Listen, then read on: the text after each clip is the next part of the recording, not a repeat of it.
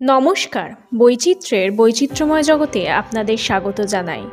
আজ রবিবাসরীয় দুপুরে আপনারা শুনতে চলেছেন সাগ্নিক মুখার্জির কলমে বন্ধু দর্শন।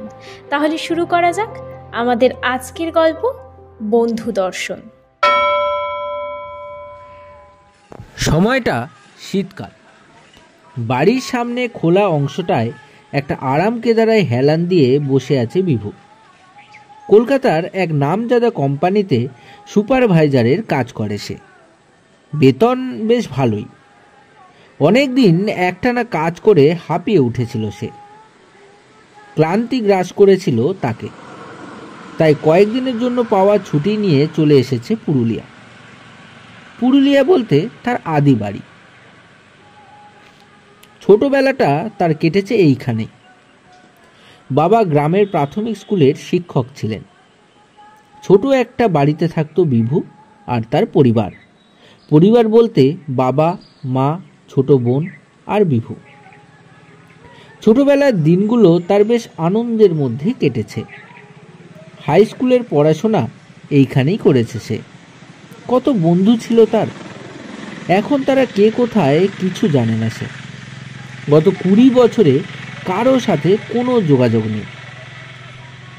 হাই স্কুল পাশের পড়াশোনা শেষ করে কলেজে ভর্তি হওয়ার জন্য বিভু চলে আসে কলকাতায়। তারপর দেখতে দেখতে 20 বছর কেটে গেছে। তার বাবার চাকরি শেষ করে সপরিবারে তারা কলকাতাতেই থেকে যায়। বিভুও কোম্পানিতে একটা চাকরি পায়। তারপর ধীরে ধীরে উন্নতি করে এখন সে কোম্পানির ভালো পোস্টে কর্মরত। বোনের বিয়ে হয়ে গেছে। বিভুও বিয়ে করেছে আজ প্রায় 5 বছর হলো। তার স্ত্রীর নাম ত্রিনা। একটি ছোট মেয়ে আছে, বছর 2 বয়স।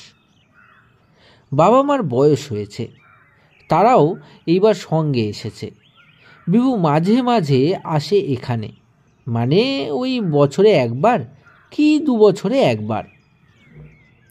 আজ এই শীতের দুপুরে রোদ পিট করে হেলান দিয়ে বিভুর মনে পড়ছে সেই ছোট্টবেলার কথা। বাচ্চু, তনু, রাজু, তপু, মিলন, এই বন্ধুগুলোর সাথে কতই না খেলেছে সে। বিকালে খেলার মাঠ, দুপুরে পুকুরে মাছ ধরা, স্কুল থেকে ফিরে ফুটবল খেলা, এসব যেন তার চোখের সামনে ভাসতে লাগলো। আগামীকাল তার জন্মদিন। এইবার জন্মদিনটা এই আদি বাড়িতেই পালন করবে সে। পুরনো সেই দিনগুলোর কথা ভাবতে ভাবতে মনের মধ্যে একটা ক্লান্তি নেমে আসে। বিভু দেখলো তার সামনে পাড়ার রাস্তাটা দিয়ে কারা যেন তার বাড়ির দিকেই হেঁটে আসছে। আর একটু সামনে আসতে লোকগুলোর চেহারা বিভু বুঝতে পারলো। আরে এও কি সম্ভব? বিভু অবাক চোখে তার দিকে তাকিয়ে আছে। সত্যি ঠিক দেখছে বিভু। ঠিক 5 জন লোক আসছে তাদের বাড়ির দিকে। এরা তো সেই বিভুর ছোটবেলার বন্ধু। বাচ্চু আর রাজু একটু দূর থেকেই ডাক দিল, একিরে, এই বিভু কেমন আছিস? তনু, তপু আর মিলন তাদের পিছনে হাসি হাসি মুখে এগিয়ে আসছে। বিভু বলল, আরে তোরা কি করে এলি? কোথায় ছিলি? কি করছিস আজকাল? মিলন বলল, আরে সেসব কথা পরে হবে, আগে বল কেমন আছিস? ভালো আছি রে। তোদের সাথে কতদিন পর দেখা হলো ভাবতেই পারছি না। তোরা সব কেমন আছিস বল। তনু বলল, ভালো আছি ভাই। এখন সবাই বাইরেই থাকি, সবাই শহরে কাজ করি, এখানে আসি না বললেই চলে। তপু এগিয়ে এসে বলল, কত বদলে গেছি বল তাইটা। হায়, বদলাবই তো, কতদিন পর যে দেখা। যাক, মুখ আর মনগুলো একই আছে, সেই ছোটবেলার মতোই। বিভু বলল, ঠিক বলেছিস, সেই সব দিনের কথা কখনো ভোলা যায় না। ভালোই করেছিস সবাই একসাথে এসেছিস। বাচ্চু বলল, ভাই ভাগ্যটা ভালো রে, এই যে সবাই একসাথে দেখা হয়ে গেল, এটা তো আর খুব একটা ছোটোখাটো ব্যাপার নয়। সবাই একসাথে এইখানে আসবো এটা ভাবতেই পারিনি। যাক, দেখা হলো, এটাই সব থেকে বড় পাওনা। বিভু বলল, কালকে আমার জন্মদিন, তোরা কিন্তু আমার এখানে খাওয়া দাওয়া করবি কিন্তু। তনু বলল, সে কি, কেন? কাল কেন, আজই হোক না। আরে মাংস নিয়ে আসছি, একসাথে খাওয়া যাবে খন। আর তোর হাতের রান্নাটাও অনেক দিন পর খাবো। সেই ছোটবেলায় পিকনিক করেছি কত।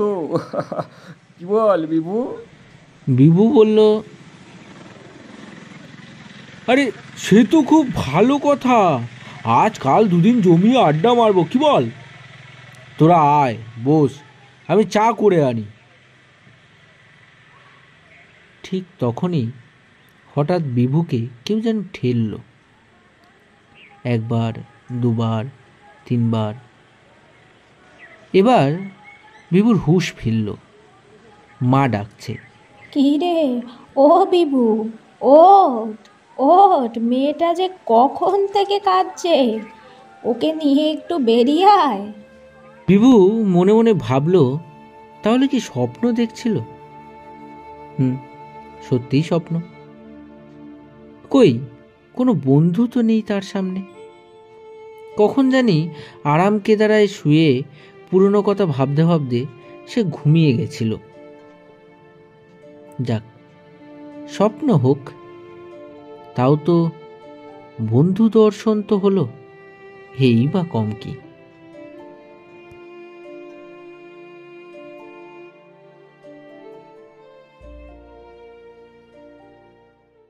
এতক্ষণ আপনারা শুনছিলেন বন্ধু দর্শন, গল্পের সূত্রধার এবং বিভুর মায়ের চরিত্রে আমি রায়া, গল্পকথক মিলন এবং বিভুর চরিত্রে সুমন, অন্যান্য চরিত্রে প্রীতম, পোস্টার ডিজাইন এবং স্পেশাল সাউন্ড এফেক্টসে প্রীতম। অসংখ্য ধন্যবাদ জানাই শাগনিক মুখার্জিকে তার লেখনী আমাদের সঙ্গে ভাগ করে নেওয়ার জন্য। আবার দেখা হবে আগামী রবিবার অন্য কোনো নতুন একটি গল্প নিয়ে। ততক্ষণ পর্যন্ত আপনারা আমাদের চ্যানেলটিকে সাবস্ক্রাইব করে আমাদের পাশে থাকুন আর এইভাবেই ভালোবাসা দিতে থাকুন আর শুনতে থাকুন বৈচিত্র্য গপ্প বুক। ধন্যবাদ।